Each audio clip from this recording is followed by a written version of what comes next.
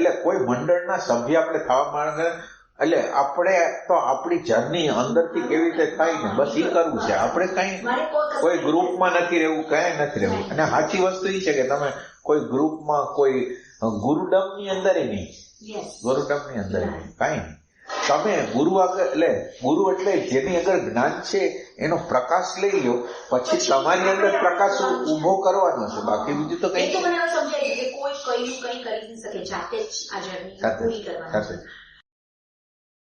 તમારા અંદરના રાગ, દ્વેષ, ભય, ઘૃણાને કાઢવા માટે એટલી બધી તત્પરતા હોય, એટલું બધું રુદન હોય ને તો કામ થશે, તો કામ. એટલે આ ઇઝી એમ રસ્તો નથી. 24 કલાક તમારે ધ્યાન રાખવું પડે. ત્યારે એમ કે 1 કલાક કરી લીધું, ધ્યાન કરી લીધું એટલે બધી વાત. તમે કામ કરો છો ત્યારે પણ તમારો એક એરો અંદર છે, અને બીજી વસ્તુ તમે રસોઈ કરો છો એને જોવો છો. એટલે વૈચારિક નહીં, પાછું જોવાની 2 વસ્તુ છે. એક વિચાર દ્વારા જોવું ને એક દર્શન છે. એટલે આ વચ્ચેનો ભેદ માણસને બહુ ખબર નથી. દર્શન સીધું ડિવાઇન તત્વ જોવે છે તો દર્શન કહેવાય. અને ડેટા વિચાર કરે છે કે હું આત્મા છું, પરમાત્મા છું, હું શુદ્ધાત્મા છું, એ બધી વિચાર. પણ તો દાદા મને છે આટલું બધાને પોતાના દોષો દેખાવા કેમ ચાલુ થઈ ગયા છે? એ કેવી રીતે થાય છે? એ કેવી રીતે બને છે? એટલે દોષો એમની એટલું કામ થાય તો દાદા ભગવાનને ધન્યવાદ કે આપણને માનો કે આપણા દોષ દેખાય, પણ એ દોષ જાતા નથી. એ હવે તમારે બીજું સ્ટેપ લેવું પડશે. એટલે હાલો દોષ દેખાણા બરાબર છે, એને વૈચારિક જાગૃતિ કહેવાય. જે દોષ દેખાવે ને એ વૈચારિક જાગૃતિ છે. એ વિચારક છે ને એની પ્રેઝન્સ થાય છે. એટલે એ બહુ ડિવાઇન નથી, એટલો બધો ડિવાઇન નથી, પણ છતાંય એ વિચારક જયારે પ્રેઝન્ટ મોમેન્ટમાં આવે છે ત્યારે એને આ દેખાય છે. પણ એ વિચારક જ છે, એ કઈ કરી ન શકે, કઈ નથી.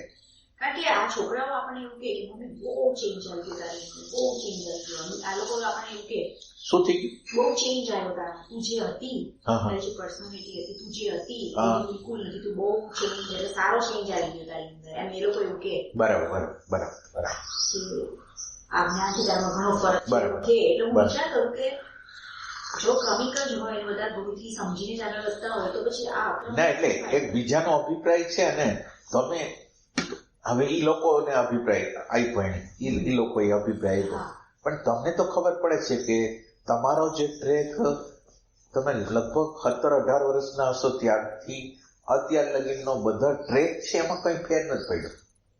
અને જ્યાં દ્વેષ થવાનો છે ત્યાં દ્વેષ થાય છે, ઋણા થવાની છે ત્યાં. તો એ લોકો છે એનું સર્ટિફિકેટ નથી જોતું. મારે આપણે કેમ જમી છીએ ને આપણને જ સંતુષ્ટ થાય છે, આપણે પાણી પી છીએ ને આપણને સંતુષ્ટિ થાય છે, એવી સંતુષ્ટિ સ્વસંવેદ આપણે આ જોઈ છીએ.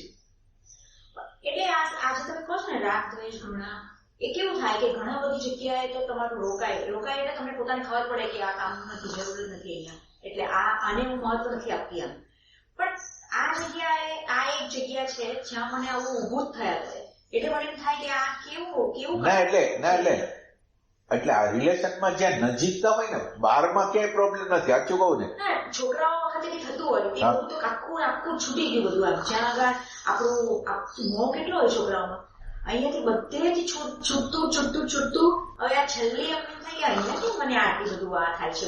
નહીં, છૂટું ન હોય પાછું. આ તમને કહું, કોઈ કામ વગર છૂટે નહીં. તમે એના ઉપર કામ પર્ટિક્યુલર કર્યું નથી તો છૂટે નહીં. આ વસ્તુ કેવી છે કે છોકરાઓને એને પોતાની લાઈફ છે, એ પોતાનામાં ખોવાયેલા છે. એટલે પેલા નાના છોકરા હોય ને મોટા થયા હોય ત્યારે આપણું એટેચમેન્ટ હોય, ધીરે ધીરે એના વાઇફ ને બધા આવે એટલે ધીરે ધીરે ઈ એટેચમેન્ટ જે છે ને એ પ્રાકૃતિક રીતે આપણને ખ્યાલ આવી ગયો કે ઈ એનું પોતાનું જગત છે. એટલે જે પેલી આસક્તિઓ હતી મારાપણાની, એ ધીરે ધીરે આપણે જયારે દુઃખે લાગ્યું હોય છોડવાને, પણ એ બધી પ્રોસેસ હોય ના. એટલે તમે પર્ટિક્યુલર જગ્યાએ કામ જ ન કર્યું હોય તો જાય એની મેળે કેવી રીતે જાય? એની મેળે તો કોઈ વસ્તુ નથી.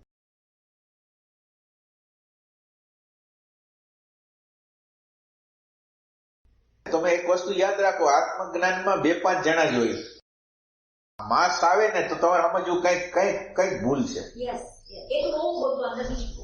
ખબર પડી ગઈ કે આ ફોલોઈંગ છે, કારણ કે આ તો બિઝનેસ થઈ ગયો, આખો બિઝનેસ છે એવું ખબર પડે ને, જે the way they are multiplying આપણને ખબર નથી. હા એ તો એમ જ છે ના. એટલે કોઈ પણ મોટું તમે કરો ને તો એની અંદર બિઝનેસ કરવો જ પડે, કઈ ને કઈ પ્રકારનું કરવું પડે. વેચી દેવાના હતા. આગલી રાત્રે બધો નિર્ણય પાક્કો હતો કે મારે ઘર વેચી દેવાનું.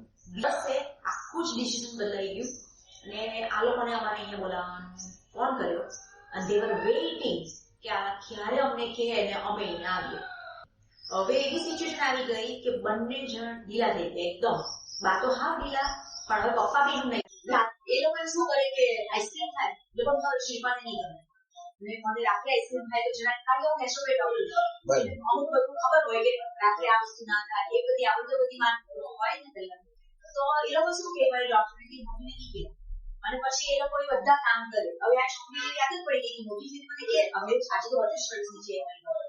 પણ મને કહે કે મમ્મી આ મારી પાસે જે સંસ્કાર પડ્યા છે ને બધા આ લોકોના સંસ્કાર છે. મને બધી ખોટી આદત, ખોટું બોલવાની આદત આવી ગઈ.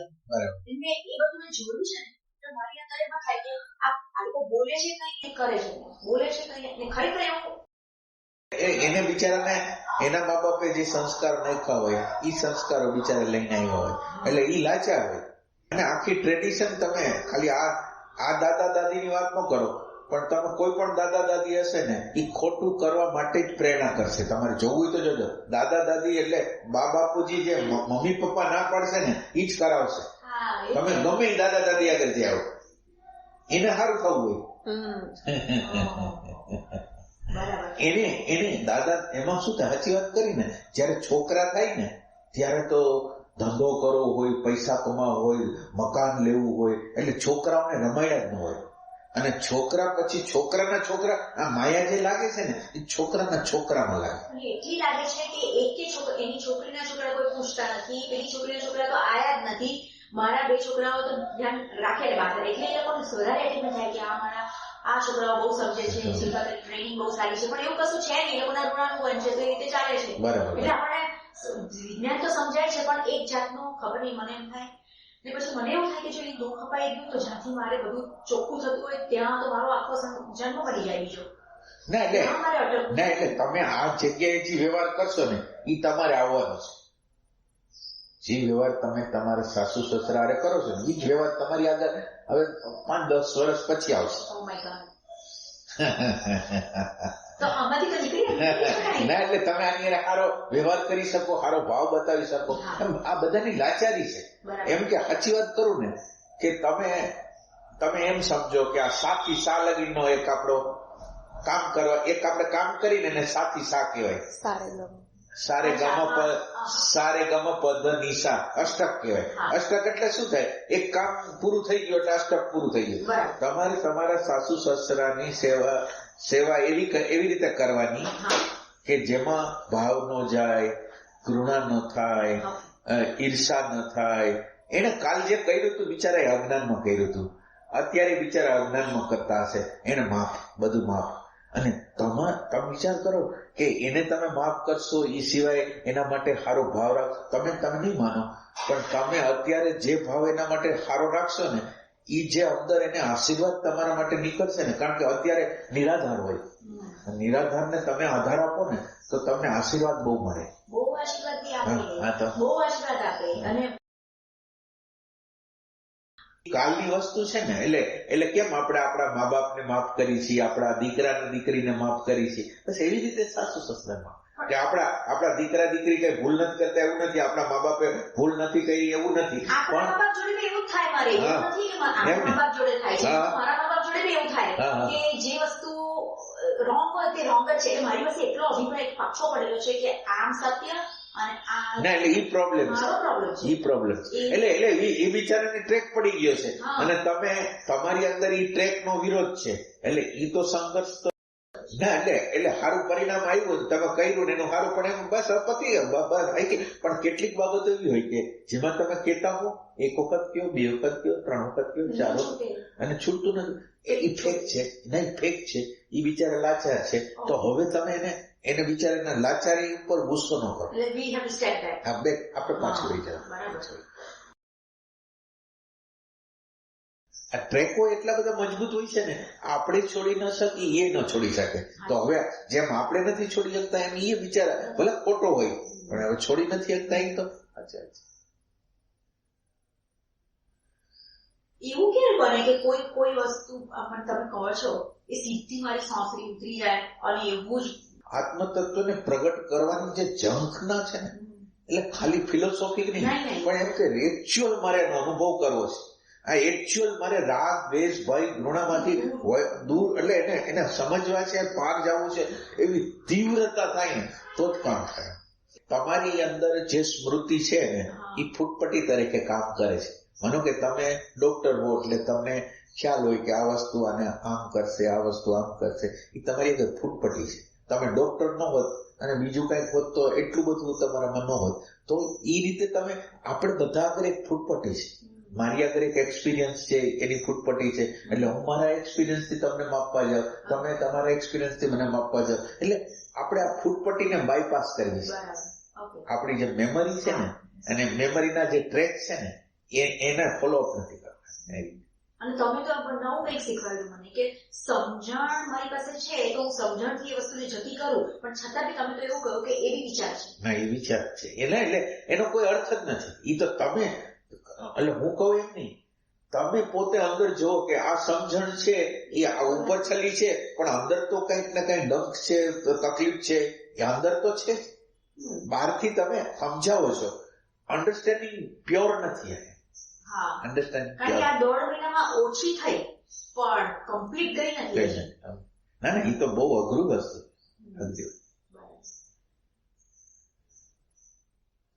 તમે કહો છો ને કે બહારના જે અણુપરમાણુ છે, એ બહારના જે પ્રસંગો છે એ આપણા અણુપરમાણુ એને ખેંચી લઈ આવે છે અને કુદરતી બતાવવા માંગે છે કે તમને આ ચીજ ઉપર કામ કરવાનું છે. જેમ મને આગ્રહ છે કે ના આને આમ રીતે ધોવું જોઈએ, પણ એ રીતે નથી થતું ને મને જે ઇરિટેશન આવે છે એ કુદરત એમ બતાવવા માંગે છે કે તમને આ ઇરિટેશન ઉપર કામ કરવું છે.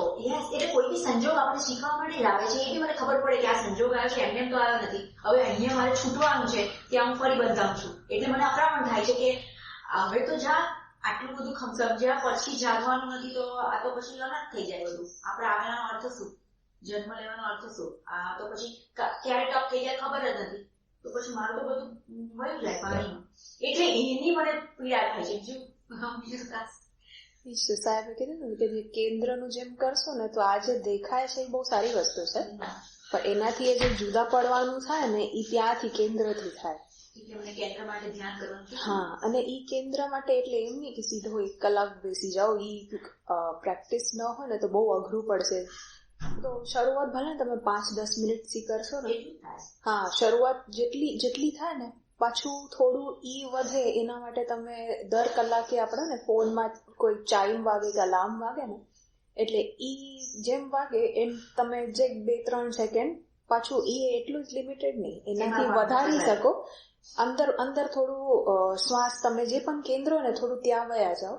અને ત્યાં મજા આવતી હોય ને તો પછી બીજી કઈ પ્રવૃત્તિ કે અરે મને ઈ કામ યાદ આવી ગયું, એ ત્યાં નહીં જવાનું. કારણ એ શું છે કે આ યંત્રનું એમ જ છે કે તમને અંદર ન જવા દે. અને આપણને ઈ અંદરનો પ્રેમ છે ને સાહેબ કે ઈ જ અંદર જવા માટે પ્રેરશે. અને જે બહારના જે પણ તમે કાપી શકો જ્યાં એનર્જી લીક થાય છે ને, ઈ એનર્જી લીક ક્યાં થાય કે એક તો આપણું જે આ માઇન્ડ નું એક આ કીએ એક ઓલું કીએ. હા, એ તો એટલે એક વ્યવહારિક જાગૃતિ જુદી વાત છે કે જ્યાં આપણે ગોઠવવું છે ને, એટલે પણ જે અંદર વિચારો છે અને પછી વિચાર પોતાના અભિપ્રાય આપે છે. હું કાલની કલ્પના કરું છું કે કાલે મને આટલી બધી પ્લાનિંગ કરવી છે, અને પ્લાનિંગ કરવામાં ના નથી સાહેબ કે પ્લાનિંગ ભરે કરો પણ પ્લાનિંગ કરવામાં કેટલી વાર લાગે?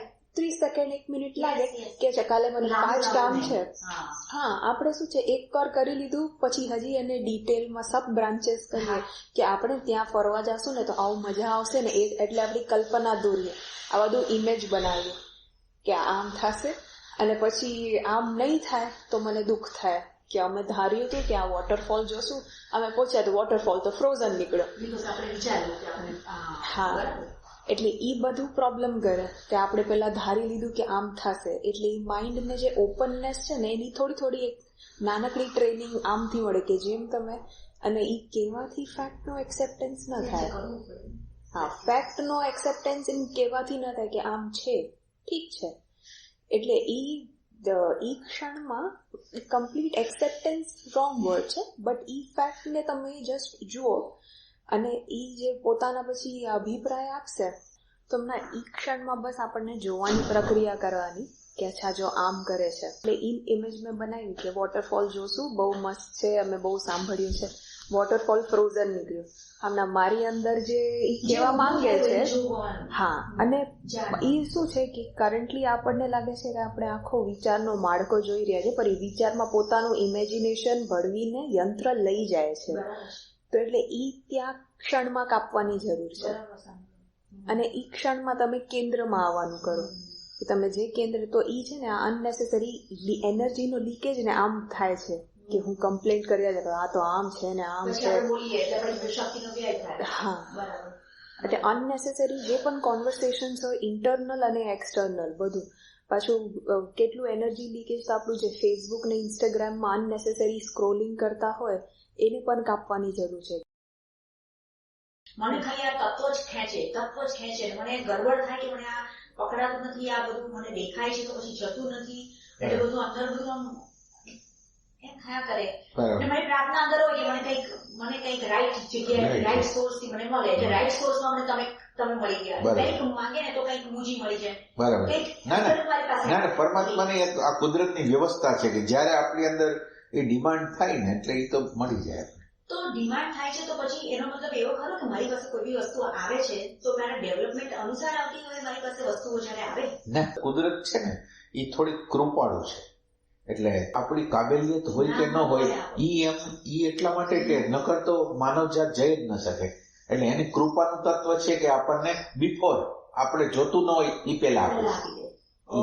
આ કુદરતની વસ્તુ છે, નકર આપણે આ રસ્તે હાલી જ ન થાય. એટલે હાલવાની તો તમે અત્યારે સાંભળવાનું કામ કરી શકો, પણ હાલવાનું કામ રિયલ સેન્સમાં હાલવાનું કામ તો આપણે રેર કરીએ કે અંદરનું. એટલે આપણે આ પ્રેમને હું સમજાવી નથી આપતો, પણ આપણી અંદર આપણને જ શાંતિ મળે, આપણને જ આનંદ મળે, આપણી અંદર જ પ્રેમ પ્રગટ થાય એવી કઈક વસ્તુ કે જેના દ્વારા આપણે સુખી થાય, એ વસ્તુ પ્રેમ છે. હું જે કહેવા માંગુ છું તો એનું જ વાઇબ્રેશન, એની જ શાંતિ, એનો જ આનંદ છે, એ બધી ભેસ છે.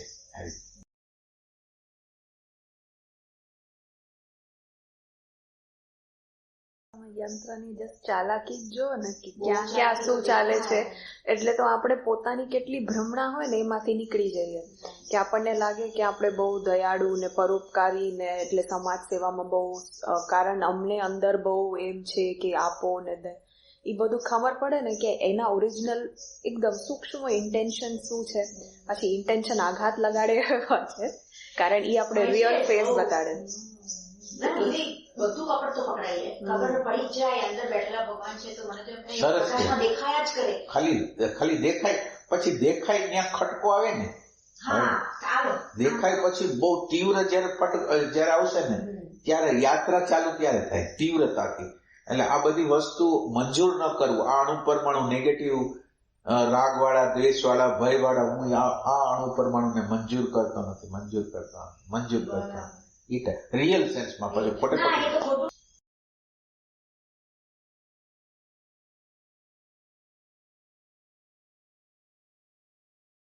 પાછું જે આ જ્ઞાન છે ને એટલો વર્ષો પછી ગોતી કાઢ્યો છે કે સાવ સ્પષ્ટ જ્ઞાન છે. અને અહીંયા સુધી એટલે આપણે જોયા છે કે જે પણ આવે છે ને એ એમ ઘણા લકી છે, કારણ બારે તમે કોઈ કેટલાઓનું જ્ઞાન જો ને એટલે એ વ્યવહારિક રૂપે જસ્ટ કરંટલું આપણું રોજ રહેની સહેની હાલી જાય એના પ્રમાણે થોડું મેન્ટલ લેવલ ઉપર કામ કરાય એવો ટાઈપનું જ્ઞાન છે. બટ ઈ હજી જેન્યુઅનલી એને મૂળ સુધી જવાનું હોય કે સમજો કે તમે ઈ વિચાર એવું આવે ને તો એને ઈ વિચારથી સમજો છૂટા પડી જાઓ કે ઈ વિચાર યંત્રમાં આવે છે, પણ ઈ આપણે કહીને કે હા વિચાર યંત્રમાં આવે છે મારું કાંઈ નથી, એ જ. પણ આ જ્ઞાન શું છે કે તમને હજી અંદર લઈ જાય કે ઈ વિચાર આવે છે એમ બોલીને છૂટા ના પડાય. એ કેવી રીતે છૂટા પડે? એ અન્ડરસ્ટેન્ડિંગ આવે, બહારની પરિસ્થિતિ આમ છે, બસ કરી લો એક્સેપ્ટ. એ એમ જ ન થાય. એ જ્યારે તમારું આ કેન્દ્ર બને ને ત્યારે ખરા સેન્સમાં એ સેપરેશનનું તમને પોતાને અનુભવ થશે કે હમણાં થયો. કોઈ પણ વાતનું તમને ચેક કરવું હોય ને કે મને આ પરિસ્થિતિનો એક્સેપ્ટન્સ થયો છે કે નહીં, તમે એ જ જોજો. આ વારે વાર પ્રસંગ બને છે અને વારે વાર પ્રસંગ બને છે અને હું વારે વાર એમ મને કહેવાની જરૂર લાગે છે, ના આ તો આમ જ છે, આ તો આમ જ છે. એ એમ કહેવાનું મન થાય છે ને એટલે એ અંદર ઓલું બીજ છે જે હજી સુધી ઓબ્જેક્શન લઈને બેઠો છે. નહીં તો એ પ્રસંગ વારે વારે ન બને. આ પછી આ લાઈફનું ઓબ્ઝર્વેશન કરીએ ને તો એ તમને લાઈફના પ્રસંગ જ કહેશે કે જે રિપીટ થયો છે ને એટલે એ ચીજ ક્યાં હતી કે આપણને એ આ કામ કરવાની જરૂર છે. કે સમજો મને કાંઈ લોભ છે પણ મારું આનું લોભ હતું પણ એ કાંઈ રીતે એ વયો ગયો. મને ગાડીનો લોભ હતો પણ અને મેં બહુ પ્રેમથી ગાડીને રાખી હતી. હમણાં એ ગાડી કાંઈ થઈ કે મારા બાળકે માંગીને પછી મને આપી દેવું પડ્યું, પણ મને એ જે અંદર છે એટલે વારંવાર મને જે ચીજથી અટેચમેન્ટ થાય છે એ કાંઈ ને કાંઈ પ્રસંગ બને છે ને કે એ ચીજ મને જતી કરવી પડે છે. એટલે જતી કરવી પડે છે એટલે કુદરતી શીખાવા માંગે છે કે તમે એ અટેચમેન્ટ જે છે તમને છે, પહેલી વાર તો એ રેકોગ્નાઇઝ કરાવવા માંગે છે. પછી તમે એને જતું કરો અને પછી જતું કરો એટલે પછી એ સાચા જ્ઞાનથી જતું કરવું કેવી રીતે એ એમ ખબર પડે. ત્યાં જ અટકણ હતી ને મારી મોટી અટકણ મારી ત્યાં છે, કારણ કે આમ તો બધું સમજાઈ ગયું છે પણ પ્રેક્ટિકલ હવે પ્રેક્ટિકલમાં જવાની જરૂર છે. પ્રેક્ટિકલમાં જાય.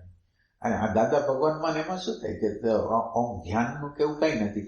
ધ્યાન એટલે શું થાય કે આપણી અંદર જે લાખો કરોડો અબજો વૃત્તિ હશે પણ એ વૃત્તિને જોનાર એકલો જ છે. માનો કે ઘણી વૃત્તિઓ, અનંત વૃત્તિઓ, પણ અનંત વૃત્તિઓ કોની સામે આવે છે? એકને સામે. હવે જે એકની સામે આવે છે એ એક સાથે અનુસંધાન કરવું એ ધ્યાન છે. એકાંત કહેવાય અને એકાંતે કહેવાય. જે એક છે એમાં આપણી વૃત્તિ વહી ગઈ. એટલે આ ધ્યાન છે એ શું છે કે આ જે કોન્શિયસનેસ ભાન નામનું તત્વ છે એની સાથે અનુસંધાન કરવાની પ્રક્રિયા છે. જ્યાં લગીને એની હારે ટચ નહીં થાય ને ત્યાં લગીને શાંતિ, આનંદ, એની અંદર શાંતિ છે, એની અંદર આનંદ છે, એની અંદર પ્રેમ છે, એની અંદર સમજ છે. એને ડિટેચ કરીને તો બાકીની સમજ છે એ ઉધાર સમજ છે. બૌદ્ધિક સમજ છે એ ઉધાર છે. બૌદ્ધિક જ છે. મુજી જ્યાં કરાવતા હતા ને ત્યારે બેસાડીને કરાવડાય કે just leave everything outside, leave everything. તમારે થોટ છે, તમારું ફળવાનું છે, પછી તમને એકદમ એકાંતમાં લઈ આવે અને ત્યાં તમને સવાલ પૂછે છે ત્યારે તમારે બધાનો નો થાય છે કે આ હું નથી, આ હું નથી, આ નથી, એટલે તમને એ રીતે અંદર લઈ આવે છે. એ રીતની એમની રીત હતી. અને પછી એ બધા થોટ છે પણ એ જે કરાવે છે એ બરાબર કરાવે, પણ જે આપણે કરી છે ને એ આપણે બૌદ્ધિક કરી છે. માનો કે ઈ બરાબર એટલે જ છે એટલે પોતાની જર્ની છે ને. હા, એટલે બોલનાર ને અનુભવ છે ને સાંભળનાર બૌદ્ધિક રીતે. હવે એની અંદર પ્રેમ નહીં રેડા ને, ઇન્ક્વાયરી નો પ્રેમ નહીં રેડા ને. ઇન્ક્વાયરી કરો. પણ એ ઇન્ક્વાયરી હું એવી રીતે સમજતી હતી કે ભાઈ એવું કહેતા કે ઇન્ક્વાયરી કરો કે મને આ ગમે છે કે મને આ ના ગમ્યું કે કઈ પણ, તો એ મને કહેવા વાળું કોણ છે અંદર? છે કોઈ? તો જયારે આપણે જોઈએ શાંતિની અંદર બેસીને આપણે જયારે જોતા હોઈએ બધું તો આપણે ખબર પડે કે ખરેખર તો કોઈ છે જ નહીં એવું મને કહેવાળું. એ મારી ભ્રાંતિ જ, મારી બિલીફ છે ને. એ તમે શું કામ માનો છો એમ કેવી રીતે કે એનાથી કોઈ પર હશે? તમે એને જોયું? દેખાય છે ને તમને? મને એવું ફીલ થાય છે કે મને દેખાય છે. ખબર નહીં હવે તમને તો અનુભવ છે, તમે મને પકડી શકો અહીંયા, પકડો પણ મને આમ ટ્રાય કે મને એવું ખબર પડે જે જોવા વાળું જે પ્રકાશ છે એ આની પર પડે છે. હવે હું જોઉં છું તો આ તો યંત્ર છે, આ એક બોડી છે, બોડી તો એ મેળે કુદરતના હાથમાં છે, પણ આની વચમાં તો કોઈ છે નહીં. શું છે? તો હું જોઉં તો કે ભાઈ મારી બિલીફો છે, મારી માન્યતાઓ છે, મારી પકડ છે, આગ્રહ છે, આ બધી વસ્તુઓ છે જે હું લઈને આવેલી છું. એ તો હું સમજી આ બધી દાદા ભગવાનથી સમજી આખું વિજ્ઞાન કે ભાઈ આ રિઝલ્ટ સ્વરૂપે તને આ મળ્યું છે અને હવે એને એ રીતે તારી જિંદગી જાય છે. હવે તું નવા ભાવ કરે છે એનાથી તારો નવો ભાવ બિલ્ડઅપ થાય છે. તો ત્યાં અમને આપણને કહ્યું કે ભાઈ તમને જ્ઞાન આપ્યું એટલે તમારો જે ચાર્જ થતો અહંકાર હતો એને પણ તમારે પ્રશ્ન ત્યાં પૂછવાનો છે કે તમે એને માનો છો શું કામ? એને કોક છે તત્વ એ જગ્યાએ સવાલનો છે. તમે શું કામ એને માનો છો કે કોક ત્રીજું તત્વ છે? અને એ તમે જે માનો છો એ ક્યાંથી માનો છો? તમે જોવો, તમે બરાબર છો, બુદ્ધિથી જોવે છે ને. બુદ્ધિથી ખબર પડે છે. પણ એટલે એને તમે રિયલ શું કામ માનો છો? એટલે બુદ્ધિનો અર્થ જ એમ છે કે આંધળાપણું. બરાબર. બુદ્ધિ જોઈ જ ન શકે, અંદાજ કરી શકે. યસ. પણ હવે ઈ બુદ્ધિ ઉપર તમે ભરોસો કરો એટલે તમારી ઇન્ક્વાયરી નથી બંધ. અહીંથી પણ તો એ લોકો એમ કહે છે કે પ્રજ્ઞાશક્તિ જાગૃત થઈ ગઈ. જ્યારે તમને જ્ઞાન આપવામાં આવ્યું ત્યારે પ્રજ્ઞાશક્તિ જાગૃત થાય છે, અને જ્યારે જ્યારે તમારી ભૂલો થાય છે ને ત્યારે પ્રજ્ઞાશક્તિ તમને ચેતવે છે. એટલે એની રીતે ઈ સાચા હોય, પણ એ પ્રજ્ઞા શક્તિ તો આપણા દ્વારા જ, આપણા સ્વયંના પુરુષાર્થ દ્વારા જ, એટલે ઓલી ઉધાર મળે થોડી વાર. એટલે કીધું કે દાદા ભગવાનની કૃપાનું જ્ઞાન મળ્યું છે, પણ હવે તમારે તમારી ના એટલે ઉધાર થોડી વાર રહે. હા, ઉધાર થોડી વાર રહે. બરાબર છે. શરૂઆતના વર્ષ રહે, પછી તો આપણે યસ ગોન. એટલે આ બધું હલાવવાનું હોય એટલે આમ એવું કહેવામાં હા નકર એટલે આમાં સાક્ષી કોણ રહેતું હોય? તમે વિચાર, રિયલ સાક્ષી કોણ? કોઈ નહીં. કોઈ નહીં. તો એટલે એ આ બધા પોતાના વિચાર જ બોલે છે. વિચાર જ બોલે. ઓકે. પણ એ આમ જનતા માટે સારું ઈ કે એને માનો કે એક વિચાર આવ્યો, આત્માનો વિચાર, ને આત્માના વિચારે કોઈક અત્યારનું દુઃખ છે ને થોડી વાર માટે કાપ્યું, તો એના માટે આમ કેવી વસ્તુ છે કે તમે કોઈ વસ્તુ ઉપર એક ધારી વૃત્તિ રાખો ને એટલે આપણે જેને કેન્દ્ર કહી છીએ, કેન્દ્ર શું થાય? તમને બીજા અનંત વિચારોની ઝાડમાંથી કાપી નાખે. એટલે ઈ ઉર્જા નેગેટિવિટીમાં ન ગઈ, રાગમાં ન ગઈ, દ્વેષમાં, તમે જયારે કેન્દ્રમાં હો ત્યારે તો ઈ વસ્તુ છે એ રિફાઇન થતી જાય, શુદ્ધ થતી જાય, ઉર્જો થતી આપણી અંદર ઈ જે ઉર્જા છે ઉર્જો થતી જાય. એને લીધે તમને કંઈક આનંદ આવે, શાંતિ આવે, અમુક ચક્રની અંદર ફિલિંગ થાય, અમુક સેન્સેશન આજ્ઞા ચક્રમાં થાય, હૃદયમાં થાય, ગમે સહસ્ત્રદલમાં થાય. એટલે ઈ એના ખાલી નિશાની છે. આપણે તો અન્ડરસ્ટેન્ડિંગ જોઈશે, આપણે આ કાંઈ જોઈતું નથી. હા આપણે અન્ડરસ્ટેન્ડિંગ જોઈશે, સમજ જ જોઈશે, બીજું કઈ નથી. અને આ શક્ય છે અમુક સમયની અંદર આ બધું બની શકે? લાઈક જે હું ધ્યાન કરું મારા પ્રાણ તત્વો પર, ગમે ત્યાં કોઈ જગ્યાએ, કોઈ પણ જગ્યાએ, તો મારે જે જગ્યાએ તમે કીધું ને શાંતિ મળે, પ્રેમ વધે, તો એ બધું આવા ઓછા સમયની અંદર આ બધું શક્ય છે? થઈને એટલે તમારી ઇન્ટેન્સિટી કેટલી છે, તમે આને સમય કેટલો ફાળવો છો અને તમારી ઇન્ટેન્સિટી કેટલી છે એના ઉપર એનો આધાર છે.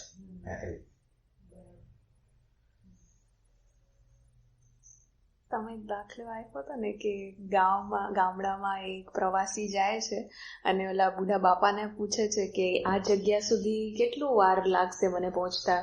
તો બાપા કહે છે તમે જરાક આટલું ચાલીને મને બતાડો. પછી ચાલીને બતાડે, પછી કહે છે તમને 2 કલાક લાગશે. તો છે તને ડાયરેક્ટ કેમ ન કીધું કે 2 કલાક લાગશે? તમારી ગતિ જોતો તો હું. મુખ્ય એ છે કે અનનેસેસરી એનર્જી લીકેજ. એટલે તમને સ્પષ્ટ તો હોવું જોઈએ ને કે તમે ભૂત અને ભવિષ્યમાં જે છો ઈ અને તમે વર્તમાન, આ બેનું ડાયમેન્શનનો ભેદ તો પેલા પાર. તમે વિચારની અંદર જયારે છો, ડેટાની અંદર છો ઈ, અને તમે જયારે પ્રેઝન્સમાં આવો, એ બે વચ્ચેનો ડિફરન્સ જોઈ છે. રિયલ સેન્સમાં મારે જોવો છે, મારી આંખથી જોવું છે. કારણ કે એક તો એ હું તમને કહેવા માંગુ છું કે એ મને એટેન્શનથી ખબર પડે કે જયારે હું ભૂતમાં ગઈ કે ભવિષ્યમાં ગઈ તો મારું તરત એટેન્શન એ બાજુ ગયું અને within no matter of time પાછું આ બાજુ આવી જાય. આ મારી જગ્યા છે, એ નહીં આમ. પછી એ બાજુ તમે વિચાર નહીં કરો, અહીંયા આવી જાઓ. મારી પાસે ઘણી બધી, એટલે આ એક અટેન્શન હું આવી રીતે જોતી હતી કે હું સ્થિર છું, તો મારી અગર આમ હાથ થતો હોય તો મને ખબર તો પડે ને કે મારું અટેન્શન આ બાજુ છે કે આ બાજુ છે. તો મારું અટેન્શન જયારે આ બાજુ જાય, ભૂત ભવિષ્ય શિલ્પમાં, એની યોજનામાં કે કંઈ પણ થાય તો, કે પછી એની બુદ્ધિ ચાલુ થઈ તો અહીંયા મારું અટેન્શન ગયું, મને તરત ખબર પડે, પણ હું પાછી અહીંયા આવી જાઉં, આ બાજુ વૃત્તિ ન જાય. તો મારું સ્થિર માણસ જોઈ શકે છે કે આ અહીંયા બી રહીશ, અહીંયા ગઈ કે અહીંયા ગઈ, અહીંયા ગઈ કે અહીંયા ગઈ. પણ હવે એનાથી આગળ એટલે એનાથી આગળ જવાનું છે. એટલે ઈ વૃત્તિ આવે છે ને જાય છે, એને જોયું છે, એ બરાબર છે. એટલે ઈ વિચારને જોયો. હવે વિચાર વિશે જે અંદર ઇફેક્ટ આવે છે, માનો કે સારા વિચાર આવે તો સારી ઇફેક્ટ આવે, ખરાબ વિચાર આવે તો ખરાબ ઇફેક્ટ. જે ઇફેક્ટ છે ને, માનો કે મને સારું ધ્યાન લાગ્યું તો ખુશી થઈ, અને સારું ધ્યાન ન લાગ્યું તો નાખુશી થઈ, નેગેટિવ થોટ આવ્યા તો નાખુશી જે ઇફેક્ટ આવી, વિચારની પોતાની ખુદની ઇફેક્ટ આવી ને, એ ઇફેક્ટ ને વિચારને જોઈ શકે છે, એ ઇફેક્ટ ને જોતા નથી. અને એના પછી હજી છે રસ્તો. હજી તો આ તો હાવ પ્રાઇમરી સ્ટેજ છે કે જેમાં વિચારને જ તમે જોવો છો. અત્યારે તમે જે સ્થિર તત્વ માનો છો ને, એ સ્થિર તત્વ તમારે અત્યારે તમારી ખાલી પ્રેઝન્સ થશે અને પ્રેઝન્સમાં તમને વિચાર દેખાશે. વિચાર પછી તમે વધારે ડીપ જાશો તો વિચારક દેખાશે. વધારે ડીપ જાશો તો આ વિચારકની ખુશી ના ખુશી ક્યાંથી આવે છે એ તમને ખ્યાલ આવશે. એની ખુશી ડેટામાંથી જ આવે છે ને, કે આ મને માનેલું છે, એ મને મળ્યું તો મને ખુશ. એટલે ડેટામાંથી, એક સેન્સ ડેટામાંથી પણ એને ઇમેજ કહેવાય. હા, એક ઇમેજ બનાવી દીધી છે. દાખલા તરીકે તમે અમુક પ્રકારની રસોઈ કરો છો, તમે એમ સમજો તમારા મગજની અંદર આ છે, અને બીજી વ્યક્તિ તમારી ઘરમાં આવી અને જુદી રીતે રસોઈ બનાવવા માંડી, તો તમારો પ્રોબ્લેમ શું કામ થાય છે? તમારી અંદર એક ઇમેજ છે કે આવી રીતે બનાવાય. એટલે છેલ્લો જે અલ્ટિમેટ વસ્તુ છે ઇમેજ છે. આ ઇમેજ છે ને, એ જો ન હોય ને આપણી અંદર તો આપણને કોઈ સુખ દુઃખ ન કરી શકે. પણ આપણે ઇન્ટરનલી અનંત ઇમેજો બનાવેલી છે. એક વ્યક્તિ આપણી હારે છે ને, તો એ આપણી હારે જે વ્યક્તિ છે એને આમ કરવું જોઈએ, એક ઇમેજ છે, અને ઈ ઇમેજ પ્રમાણે નથી હાલતો એટલે મને દુઃખ થાય. એટલે ત્રીજું જે સ્ટેપ છે ને, ઇમેજ, સીધી ઇમેજ ઉપર તમારી નજર. ઇમેજ એટલે આના જોવાનો ક્રમ છે. ખાલી તમે વિચાર જોવો છો એટલું પૂરતું નથી, ઘણું છે, ઊંડું છે. આપણું સબકોન્શિયસ, આખું માઇન્ડ જે છે ને, એટલે સબકોન્શિયસ એટલે એનો અર્થ એમ થયો કે આપણે આપણી રીતે હાલતા જ નથી. સમાજ શું કે છે, કુટુંબના લોકો શું કે છે, ફલાણું કોણ કે છે, એટલે આપણે એ મુજબ આખો દિવસ એડજસ્ટ કર્યા રાખીએ છીએ. જે આપણને ડેટા સમાજે આપ્યા હોય, ધર્મે આપ્યા હોય, કુટુંબના લોકો આપ્યા હોય, એ પ્રમાણે આપણું પોતાનું. બાળક જન્મે ત્યારે તો એ કશું જ નથી ને, એ તો પ્યોર છે. પછી એની પર શબ્દો ચડ્યા ને, પણ એ શબ્દો એના તમે વિચાર કરો, 15 વર્ષમાં તમે જે લીધું ને એ પ્રમાણે પછી તમારી આખી જિંદગી એ બિલીફ સિસ્ટમ હાલશે. એટલે હું વિચારું ને ત્યારે આ બધી જગ્યાએ હું જાઉં કે જો હું બાળક તરીકે હતી ત્યારે તો મને કઈ ખબર નથી, હું પ્યોર ફોર્મમાં હતી. જેવું મને ભાન થયું ત્યારે મા બાપે શીખ્યું કે તું શિલ્પા છે, આની દીકરી છે, આ તારું આ છે, તારે ભણવા જવાનું છે, પહેલો નંબર આવવો જ જોઈએ, આવું આ તારે ભણવું જ જોઈએ, તું ભણશે નહીં તો તારું આમ નહીં થશે, હસબન્ડ નહીં મળશે, કેટલી બધી આપણી પાસે બિલીફો મૂકી. તો હવે એ બિલીફથી આપણે આપણા છોકરાઓને બી હંકારીએ ને, તો મારા છોકરાઓને બી હું આ સંસ્કાર આપું ને. એટલે આ બધું હું જયારે વિચારું ને એકલી બેઠી ત્યારે મને એમ ખબર પડે કે જો મારું હું ક્યાં, એટલે ક્યાંથી હું ચાલુ થઈ. એ પહેલા શબ્દો પહેલા તો હું જ સ્વરૂપે હતી, ક્યાંય અસ્તિત્વ જ હતું, બીજું કઈ હતું નહીં ને. પછી આ બધું ચડતું ગયું ને, તો હવે મને જયારે તમે મને કહું ત્યારે મને મારો વિચાર દેખાયો. પછી મને વિચારથી હું આગળ જાઉં તો મને એવું બી ખબર પડે કે મારી પાસે અહીંયા આગ્રહ પકડો છે. કોણે આપેલા? તો કે સમાજે આપેલા. તો ખરેખર સમાજે આપેલા અને આ બધું છે, તો એનાથી તો હું પર છું, જેને હું જોઈ શકું છું. તો હું ક્યાંથી છું? તો મારું મૂળ ઉદ્ભવ સ્થાન ક્યાં છે? તો મારું મૂળ ઉદ્ભવ સ્થાનમાં આપણે જઈએ તો આપણે બાળપણ આવે. પણ બાળપણ બી એ મળેલી વસ્તુ છે. કેમ? તો કે ભાઈ તમે ગતભાવમાં જે તમે ઊભું કરેલું કારણ શરીર, એના માટે તમને આ શરીર મળ્યું. એવી મારી સમજણ છે. હવે અહીંયા મને તમે કહો કે અહીંયા અમારે ક્યાં આગળ જવાનું? એટલે આ આખી વસ્તુ છે ને, આખી વસ્તુ તમે વિચાર દ્વારા, એટલે તમારી આગળ જે ઇન્સ્ટ્રુમેન્ટ છે, ડેટાનું જે ઇન્સ્ટ્રુમેન્ટ છે, ત્યાંથી વિશ્લેષણ કર્યું. એટલે બીજા લોકોથી તમે થોડા આગળ છો કે તમે તમારી અંદરની વસ્તુને જોઈ શકો છો. એટલે ઈ બુદ્ધિની જાગૃતિ છે. એટલે તમારી અંદરની ઇન્ટેલેક્ટ છે એ સજાગ છે, એટલે એને બધી વસ્તુની ખબર પડે છે. એટલે આ બુદ્ધિની જાગૃતિ લઈને તમે છો.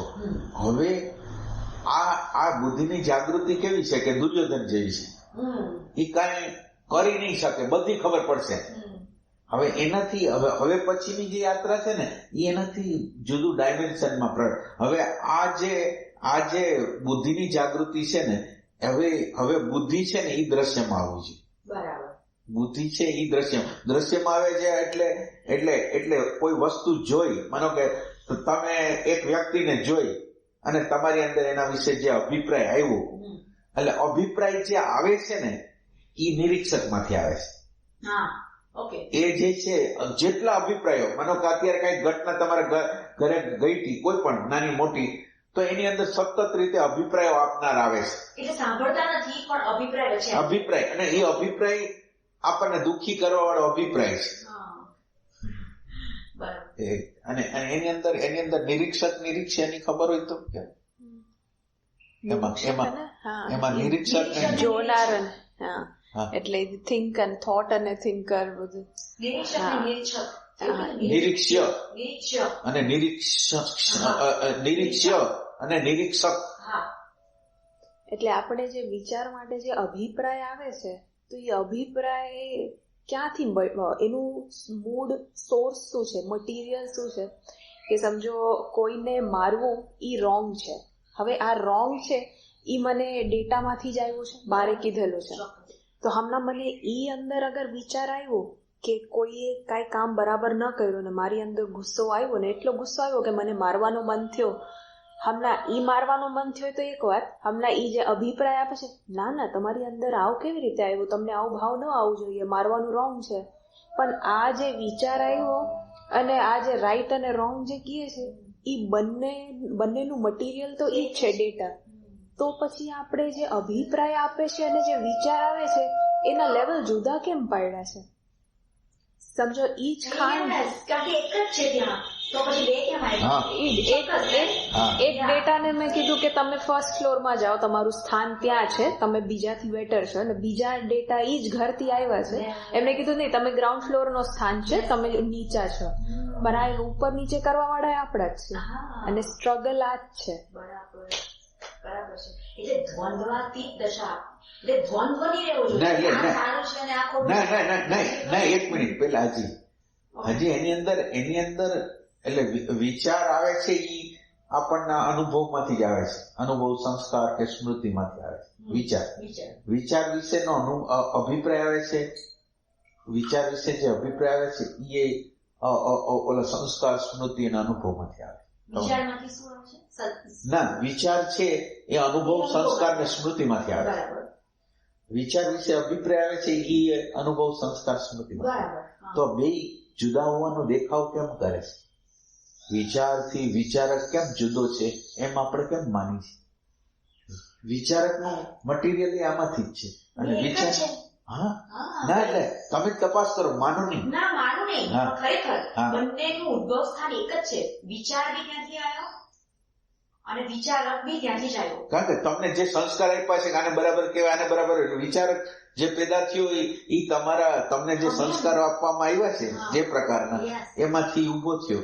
તો હવે બીજો પોઈન્ટ, હવે જો વિચાર અને વિચારક બે એક હોય તો હવે એક બીજો પોઈન્ટ છે કે તો તમે શું છો?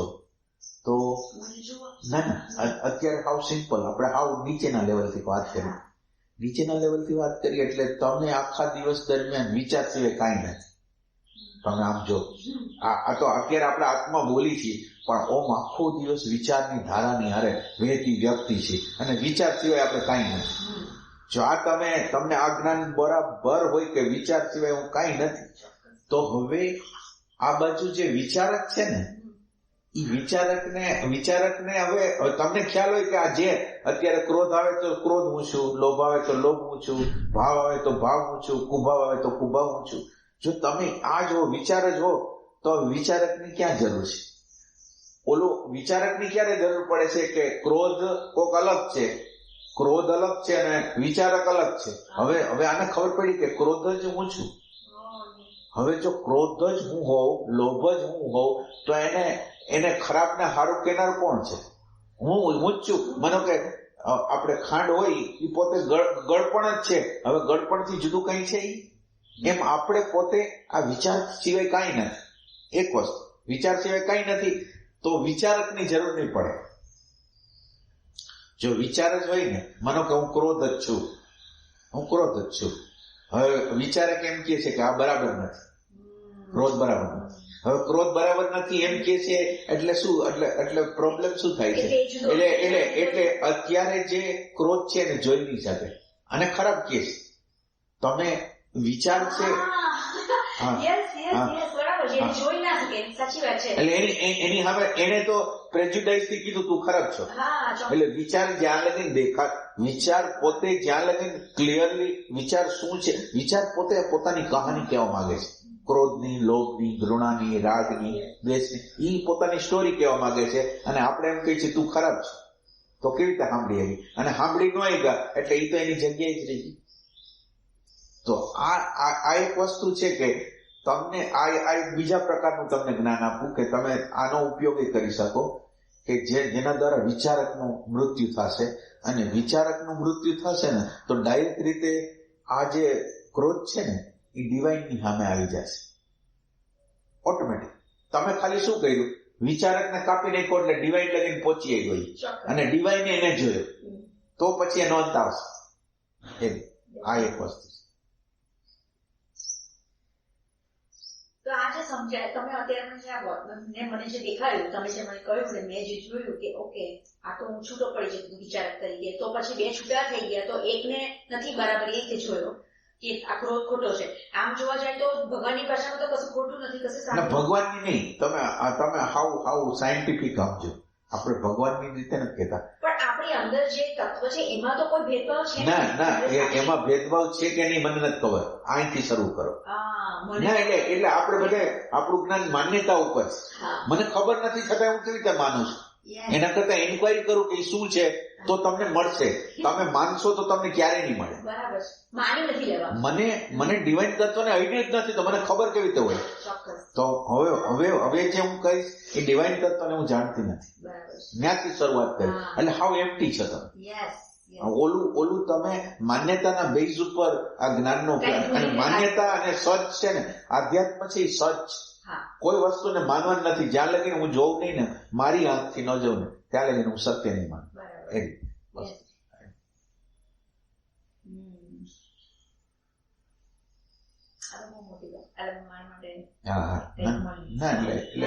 એટલે આમ સાક્ષીની વાત કરવી ઈ ભ્રમણા છે એક સેન્સથી. એટલે સાક્ષી લગી જવા માટેની આ એક ભૂમિકા છે કે વિચાર ને વિચારકને તમને જે દેખાય છે ને, તમે જેને અનુભવ કરો છો ને એને જે એમાંથી તમે લર્નિંગ કરો. એક વિચાર છે ને એક વિચારક છે, અને આ વિચાર અને વિચારક શું છે એ તમને ખબર પડી જાય તો વિચારક વયો જશે, વિચાર રહી જશે, અને વિચાર સીધો ડિવાઇનની સામે આવી જશે તો તમે વ્યવસ્થિત રીતે જોઈ શકશો. આ વિચારક છે એ ડિવાઇન આગળ જવા દેતો નથી.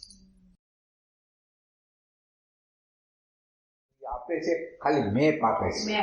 ના એટલે મેપ સાથે તમને એટલું કહું, મેપ આપે પછી એક કેમ આપણે અરીસામાં પ્રતિબિંબ જોઈ શકીએ એમ તમારા અંતઃકરણની અંદર એની હાજરી દ્વારા ક્યારેક શાંતિ, આનંદ, પ્રેમ, સમજ એ તમને ઉદ્ધાર મળ્યા રાખે અમુક સમય લગી, અને એનો સમય હોય પછી એ સમય પૂરો થઈ જાય. જો તમે એની દરકાર આ હાયર પ્રકારનું જે પરાનું જે તત્વ છે એને તમે એક્સેપ્ટ પછી ગણકારો નહીં તો પછી તમારો સમય તમને અમુક સમય 30-40 વર્ષનો ગાળો આપે કે જે હાયર પ્રકારનું જે હોય ને એની હારે જો તમે એમાં તમારો નાનકડો દીવો ન કરો, પણ નાનકડી વસ્તુ તમે ન કરો ને તો પછી ગયું સમજો આ જીવન માટે. ભગવાન કબીર લોકોને કહેતા કે કામ કાઢી લો, કામ કાઢી લો, કઈ સમજે નહીં લોકો, કામ કાઢી લો એટલે આ બધા જનરલ રસ્તા છે. આ બધા જે બહારથી જે કે છે જનરલ પર્ટિક્યુલર ક્યાંથી કેમ જવું, કેવી રીતે કરવું એમ, અને હોય બહુ આના તો રેર જ હોય, બહુ રેર. કારણ કે આવિનભાઈ આવું કોણ કે તમે જે બતાવ્યું આવું તો કોઈ જગ્યાએ સાંભળ્યું નથી. કારણ કે આપણે તેમ થઈ ગયું, આપણે દેખાતું થઈ ગયું, દાદા ભગવાનની કૃપા છે, આપણે આ થઈ ગયું, હવે આપણે અમારે પ્રેઝન્સમાં રહો અને જોયા કરો. પણ આમાં બી કેટલા આ તો તમે બધું બહાર પાડ્યું ત્યારે મને